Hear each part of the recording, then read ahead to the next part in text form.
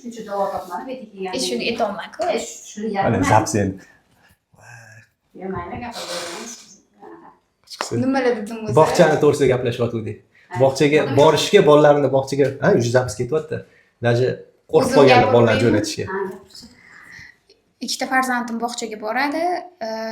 Ular yengil shamollab bog'chadan kasal bo'lib kelishardi. Menga o'sha srazi yuqib, menda srazi ismim chiqib, tomog'im yiringlab ketib qoladi. Bolalarim yaxshi bo'lib ana qilsam yaxshi bo'lib ketar, yengil bo'lishardi. Lekin menga yuqtirib, men o'sha yiringlab ularga 6 kunlab qatnagan kunlarim bo'lgan. Yana 6 kun, 7 kunlab qatnardim. Yaxshi bo'lardim, ukol olardim, lekin bo'ynimdagi o'sha tugunchalar og'riq beraverardi. Shu yozgi kuni ham bo'ynimda sahal shamol bo'lsa, bo'ynim sezardi-da. O'sha bezlarim og'rib qolaverardi.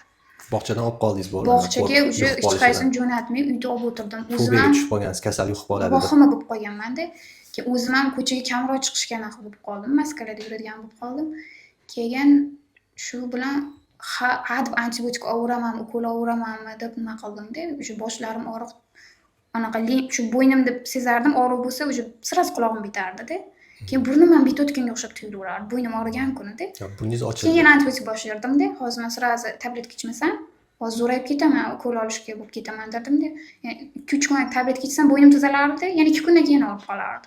Shunaqa qilib necha oy o'tkazdim. O'sha boshlarim og'rib, immunitetim ham tushib ketdi. Keyin yo'lga borganimda ham aytganman.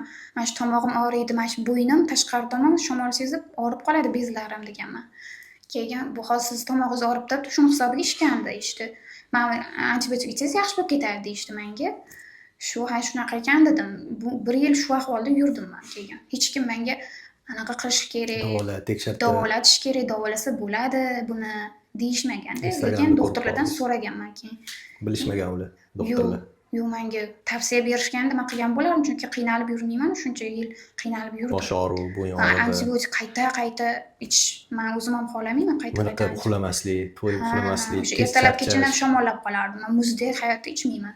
Narsalarni ham elitib yeyman-da, bo'lishi mumkin emas-da bunaqa bo'lish. Shu vahimaga tushib, shamollashdan qo'rqib qolganman, xuddi og'ir kasallikdan qo'rqib qolganman. Keyin internetda, Instagramda sizni ko'rib qoldim, shu videolaringizni ko'rdim, rezultat bo'lganini ko'rib topib keldik shu yerga. Ko'rdingiz, manfaatli bo'ldi. Ha, yaxshi bo'ldi. Foydali bo'ldi. Hozir lecheniyalarni olib qayta keldik biz. Yana bo'ynim limfa uzi qildirdik. Ancha kichkinalashgan, o'sha 3-4 ta tuguncha yo'q bo'lib ketgan polni. Lekin o'zimning holatim shu paytgacha 2 oy davomida shamollamadim. Bo'ynim o'sha shamol bo'lsa, bo'ynim og'rimaydigan bo'ldi. 9-8 anaqada kelibsiz-da, sentyabr 8-sida. O'shandan lecheniya boshlandi, почти 1 oydan ozgina oshibdi-da, 1 oyda katta rezultat. Og'riqlar kamayib, aktiv holatga kelgansiz. Endi sog' bo'ling. Hop, kuzatuvchilar, endi bu holatda ko'rib turibsizlar. Endi qanchalik bu videoni sizlar like bosib yoki kommentariyaga yozib tarqatsanglar, shuncha bemorlarga tarqaladi. Shifo topolmayotgan yoki qiynalib yurganlarga yetib borsa, manfaatli bo'ladi shu video.